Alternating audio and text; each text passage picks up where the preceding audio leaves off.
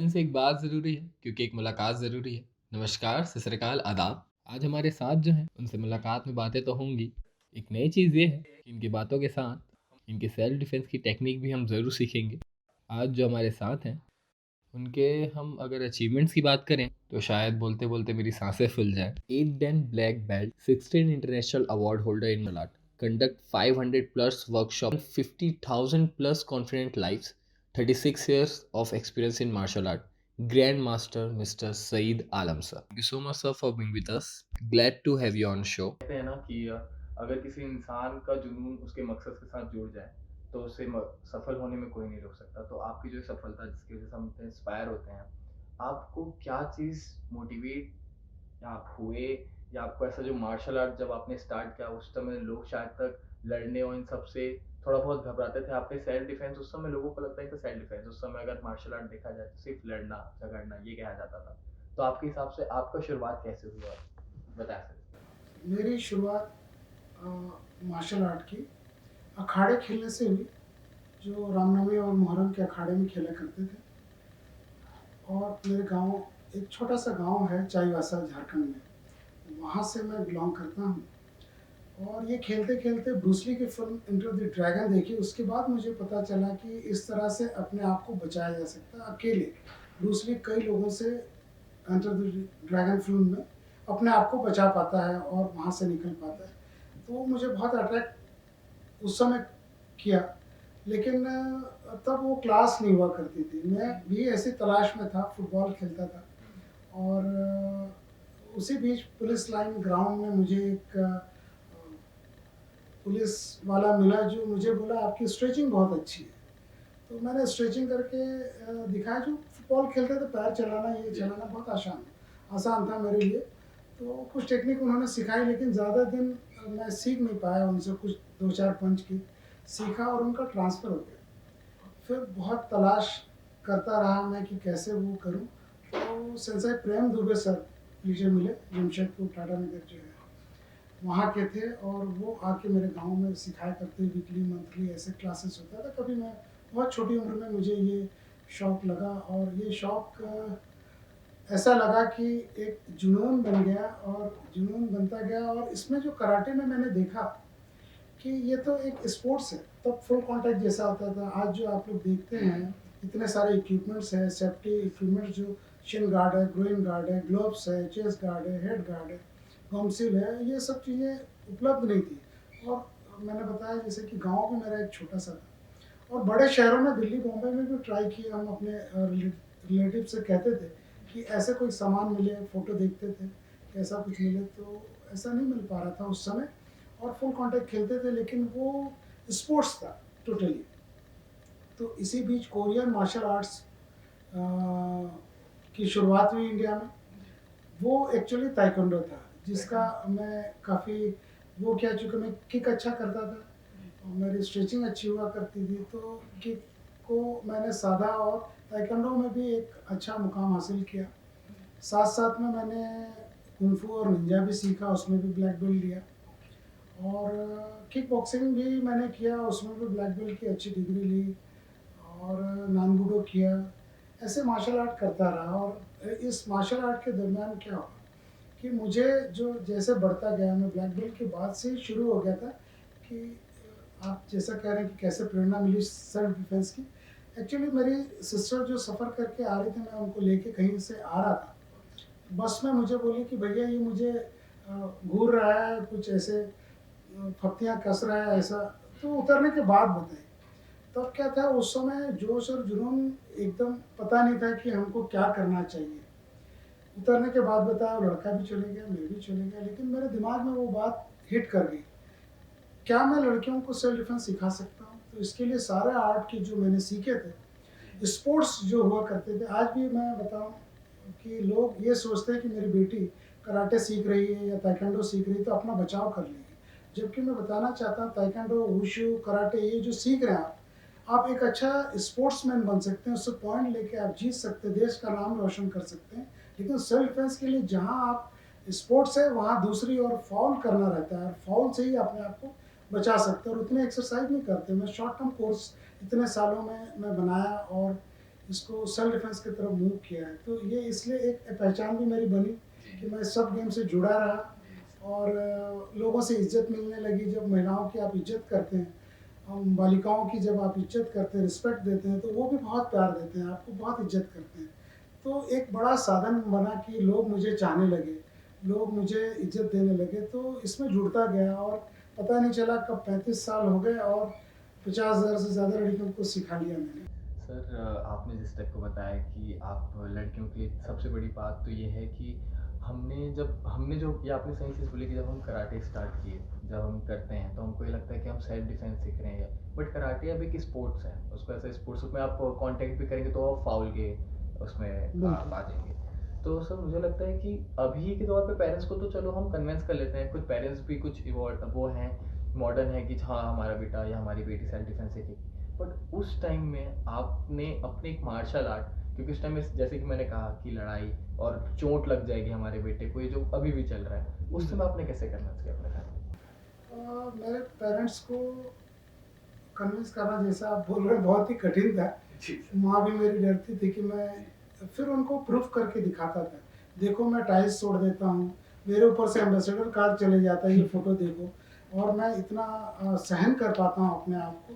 तो किसी का पंच मुझे लगेगा तो कुछ होगा नहीं। एक्चुअली मार्शल आर्ट में जो ट्रेनिंग है ना, अपने शरीर को भी बहुत सशक्त करने की ज़रूरत होती है। आप दुबले पतले हैं, लेकिन आपको अंदर से मजबूत होना पड़ता है, सेल्फ कॉन्फिडेंस डेवलप करना पड़ता है, और आत्मविश्वास और ध्यान नहीं करते हैं तो आपका आत्मविश्वास नहीं बढ़ता है। तो आप टाइल्स तोड़ देते हैं, ईंट तोड़ देते हैं, और उस ज़माने में ये सब अट्रैक्ट करने का एक लोगों को अपनी ओर आकर्षित करने का एक अच्छा ज़रिया था। और आप ठीक कह रहे हैं कि मेरे माँ बाप भी चाहते थे ये मारपीट का खेल ना करें, तो बेहतर आप कुछ पढ़ के अच्छा जॉब हासिल कर लो, और ये कब तक चलेगा ऐसे आपके हाथ पैर कभी टूट गए, कभी लग गए, तो ईश्वर की कृपा रहेगी, चोट तो ऐसे लगा नहीं। और खेल में तो चोट लगने का सवाल कम होता है, और सेफ्टी इक्विपमेंट भी आ गई थी तब तक। तो घर वाले तो चिंता करते थे, नो डाउट कि उस ज़माने में बहुत कठिन था मेरे लिए कि बताना कि आप इसको कैसे करके, तो वो प्रूफ करता था। मैं टाइल्स तोड़ देता हूँ घर में भी कभी कभी, और बाहर में एम्बेसडर कार, वो बहुत वजनदार होता था, उसके ऊपर से पेट से कार क्रॉसिंग कराता था, हॉकी स्टिक तोड़वा लेता था सिम बोन पे यहाँ पर। तो लोग आश्चर्य करते थे कि फिर मैं बताता था कि दूध और केलों को मैश करके मैं पीता हूँ, और डाइट ऐसा लेता हूँ, चना खाता हूँ। ये आज बच्चे मैगी और ये दूसरे फास्ट फूड की तरफ चले गए, तो आप इन बच्चों को समझाना और नेचुरल चीज़ खाना, जुड़ रहे हैं लोग, धीरे धीरे पेरेंट्स अवेयरनेस बढ़ रहा है। और मेरे ख्याल से जब आप सशक्त होंगे तो निश्चित तौर पर किसी को भी एक डर से दूर कर देंगे कि चोट नहीं लगेगा, आपकी हड्डियाँ नहीं टूटेगी, ये नहीं, ऐसा चलता रहा। तो सर जैसा कि आप बता रहे हो कि हमने अपने पेरेंट्स को कन्विंस करना, क्योंकि अभी भी हम अपने पेरेंट्स को अभी कन्विंस करते हैं, तो सबसे बड़ी एक माँ का तो एक रहता ही है कि बिल्कुल। बेटा तेरे को अगर लग गया तो तेरे को आपको तुरंत छोड़ना पड़ेगा वो चीज़। तो लाइक जब मैंने कराटे स्टार्ट किया, मेरे कई फ्रैक्चर्स हुए, मेरे पैर वो, तो मम्मी क्या तुरंत एक ही जैसे ही कुछ हुआ कि अब तुम छोड़ दो कराटे, छोड़ दो छोड़ दो। तो आपके सर जब आपको ये सब चीज़ें आपने पूरा कन्विंस किया, आपको धीरे धीरे आपको जब पहली अचीवमेंट मिली आपके मार्शल आर्ट करियर में, तो जब आपने घर में वो शो किया, तब उस रिएक्शन से कुछ चेंजेस आए कि नहीं अब चलो हमारा लड़का या हमारा ये चीज़ इसमें कुछ आगे बढ़ रहा है? क्योंकि सर आज के उसमें हमने सईद आलम सर का नाम मार्शल आर्ट में हमेशा एक रहता है कि हाँ जो बच्चा कर रहा है वो थोड़े दिन बाद जब प्रोफेशनल जाएगा सईद आलम सर को जरूर जानता है, तो वो कैसे हो? आ, ये बात सही है कि जी टू में जो मेडल दिखाया तो उसकी कीमत आंकने लगे वो, कि आप ये क्या कीमत है, ये एक्चुअल गोल्ड नहीं है। आप दो भी दिखा रहे हो मेडल, ये गोल्ड नहीं है, ये मेडल का क्या करोगे आप। मैं बड़ा मुश्किल में, अजीब स्थिति बनी थी मेरे लिए भी कि ये मेडल दिखा के मैं सर्टिफिकेट दिखा रहा हूँ, तो बोले अभी जॉब में नहीं है, गवर्नमेंट इसमें नहीं है। और मैंने बताया कि ऊपर वाले की कृपा से मुझे चोट नहीं लगा, तो मैं बच गया उस बात से। ताना ताना जो मारते हैं लोग कि आपने तो नाक मुँह उड़ा लिया और उसके बाद मेडल जीते, ऐसा मौका नहीं लगा। लेकिन मेडल के बार बार ताने मिले कि ये मेडल आप क्या करोगे, ये सर्टिफिकेट का उस ज़माने में वैल्यू नहीं होती थी। आप सही कह रहे हैं कि माँ बाप की चिंता तो रहती है, और वो चाहते हैं कि बच्चा अच्छा करियर बनाए, लेकिन मैं उस समय ही तय कर लिया था कि कि मुझे जाना किस तरफ है, मेरे शौक़ और जुनून एक ही है, तो मुझे करना क्या है और किसके लिए करना है।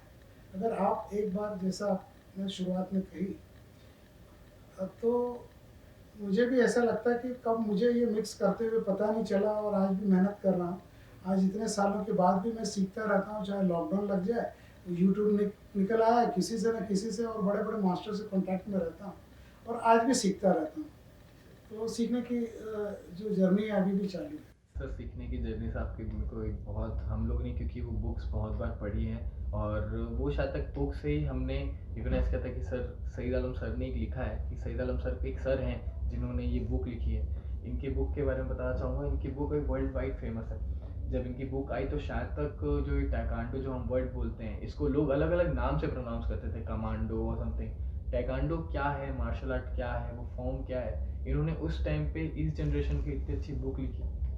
तो मैं उस बुक के बारे में सर से जानना चाहूँगा क्योंकि हमने उस बुक से बहुत कुछ सर कई लोगों ने उस बुक से पढ़ के टाइकांडो स्टार्ट किया है, उस जी। बारे में समझे हैं क्योंकि उस लैंग्वेज में नहीं था वो बुक। वो हमारे जो हम जो लैंग्वेज समझते हैं हिंदी और इंग्लिश उस लैंग्वेज में नहीं था, वो चाइनीज़ लैंग्वेज में टाइकांडो सर ने उसको ट्रांसलेट करके अपने जितने स्टूडेंट्स थे उन सब जो बाहर बाहर जो फॉरेन में सिखाने गए उनसे बुक्स मंगवा के जो हमारे लिए इतनी मेहनत की उस चीज़ को बिल्कुल सर उस बारे में बताएं कि उस बुक का जर्नी क्या था और उस बुक के बारे में आया क्या। मुझे दुख होता था जब ताइक्वांडो को लोग ताई कमांडो बोलते थे या कोरियन मार्शल आर्ट बोलते थे। तो मुझे लगता है मैंने इतना 3rd डिग्री ब्लैक बेल्ट कर लिया है इस खेल में, इस मार्शल आर्ट में लोग ऐसा क्यों बोलते हैं ताई कमांडो, और आप ताई कमांडो सीखते उनको बोलना आसान था शायद। तो मैंने शुरुआत की कि ये लिखना है और लिखने के बाद एक एक दिन में पूरा नहीं हुआ, जैसा आपने बताया कि ये कोरियन मार्शल आर्ट है तो कोरियन लैंग्वेज में भले होगा, लेकिन इंग्लिश में भी यहाँ पर उपलब्ध नहीं थी बुक कि आप ट्रांसलेट कर लो या ऐसा कुछ कर लो। तो मैं वाकई हमें बहुत मेहनत मशक्क़त करनी पड़ी, अलग अलग जगह से लेना पड़ा, तब कॉरेस्पॉन्डेंस भी किया तो काफ़ी टाइम बाद हमें जवाब मिलता था कोई मास्टर का, क्योंकि मास्टर के अंदर भी बहुत सारी बातें रहती थी कि आप किससे बात कर रहे हो और कौन सा मास्टर आपको रिस्पॉन्स दे रहा है कि नहीं दे रहा है। तो उस ज़माने में दिक्कत तो आई, लेकिन मेरा जुनून था, दिन रात मैंने एक कर दिया, 2 साल में लिखा।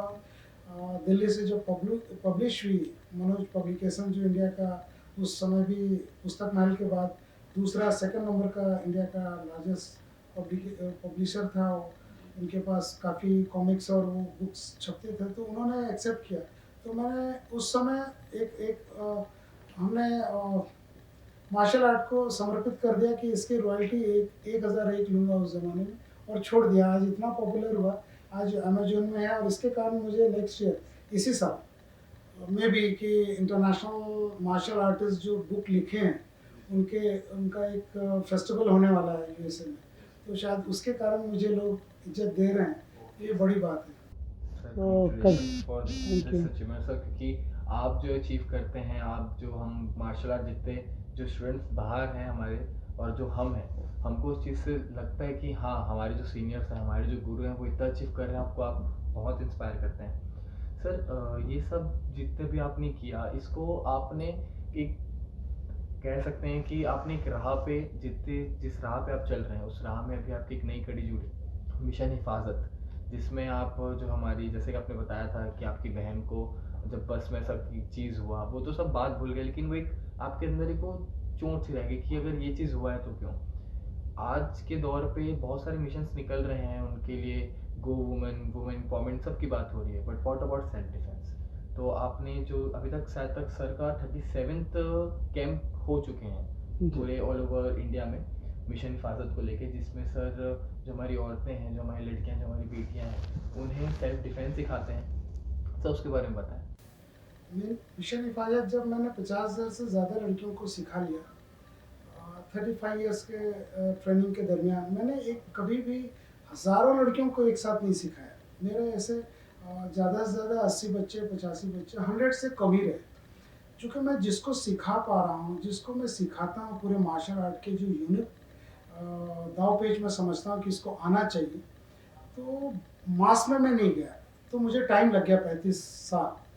तो स्पेशली मैंने ये इस साल का प्रण लिया कि 100 कॉलोनी में जाके इंदौर में कम से कम अपने शहर के बीचों बीच, मेरी एक सिस्टर है छोटी, उन्होंने बोला कि भैया आप कुछ लड़कियों के लिए कहीं जाके सिखाइए, अभी लॉकडाउन है ना, तो 8-10 लड़कियां भी रहेगी तो आप जाके सिखाइए। ये भी एक छोटी सिस्टर का ये था कि आप उन तक पहुंच जाओ। आपके तक पहुंचने में कई लड़कियां अभी कॉलेज, मेरी बेटी भी बड़ी जॉब कर रही है पुणे से यहाँ आई, तो वहाँ तक पहुँच के मेरा सिखाना एक एक तमन्ना बन गया, और इसको मैंने नाम दिया मिशन हिफाजत।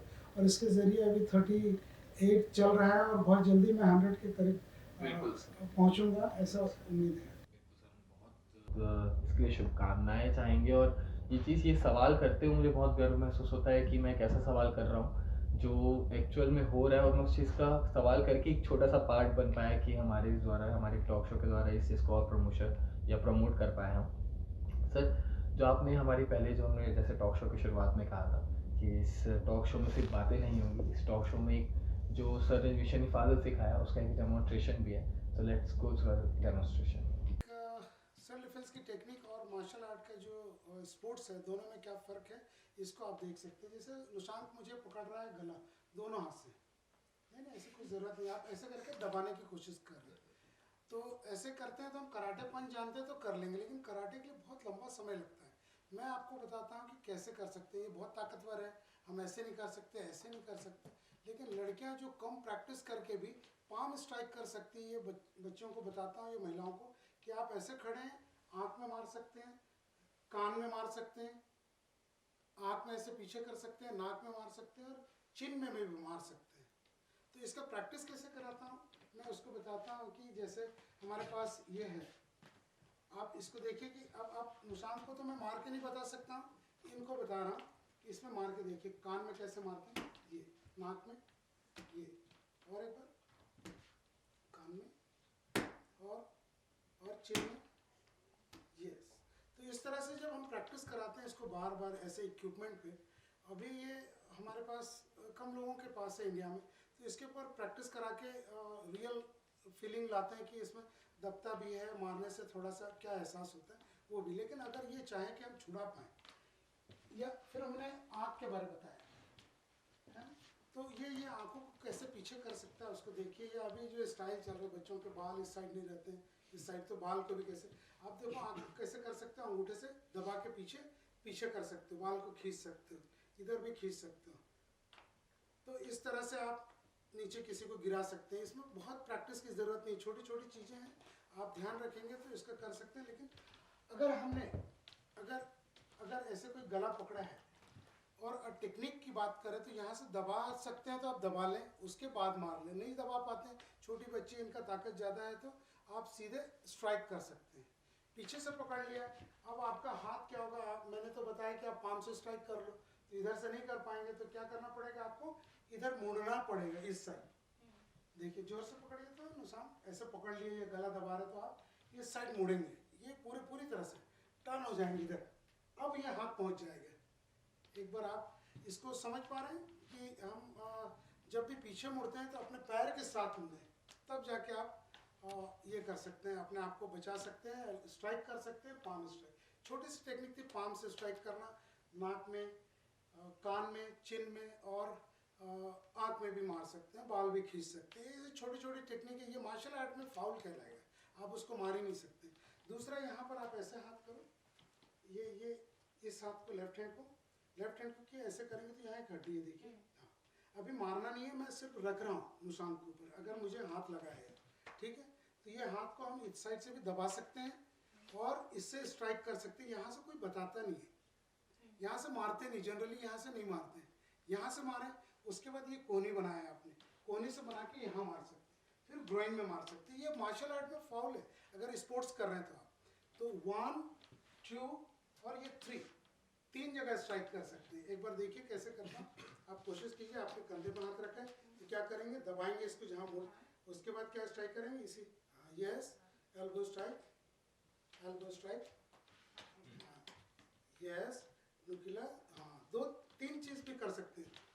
हम लोग क्या कर सकते हैं, ऐसे कि फिर से पकड़िए, हाथ रख दिए, तो आपने इससे मार सकते हैं तो ठीक है, नहीं मार पाए तो एल्बो मारिए, इससे मारिए, फिर आप पैर से भी मार सकते हैं अगर वो मुड़ गया तो।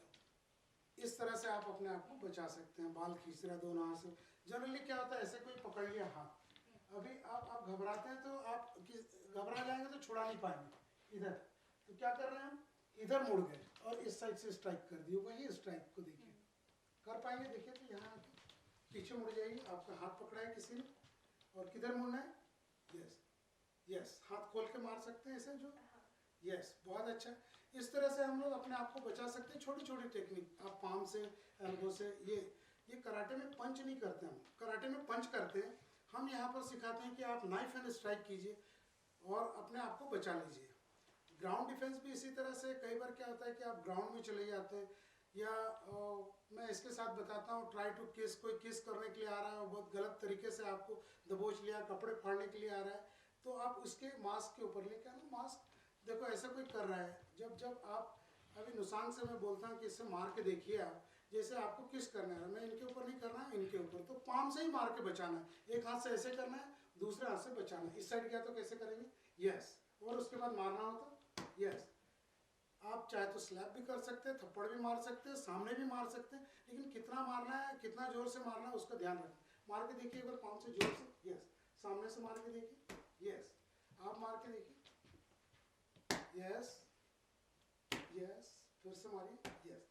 तो इस तरह से पास चले गए तो आपको ये किसी लड़के की जाने की जरूरत नहीं, आप पास में गए तो ये मास्क, इसीलिए मैंने ऐसे इक्विपमेंट्स यूज़ कर रहा हूँ ताकि लड़कियों को घबराहट ना लगे, इससे बचना भी सीख जाए और इसको मारना भी आ जाए। और ऐसी बहुत सारी टेक्निक है जो मैं 3 घंटे और 5 घंटे के ट्रेनिंग में लड़कियों को बेसिक सेल्फ डिफेंस की टेक्निक मैं बता पाता हूँ और उसको अपने आप को बचा पाते हैं। Thank you so much sir for being with us. We are really glad to have you on our show. And आप जो कर रहे हैं हम उससे हमेशा इंस्पायर होते रहेंगे। मैं चाहूँगा इस मुलाकात का सिलसिला और चलता रहे। हर एक बात ज़रूरी है, मुलाकात ज़रूरी है।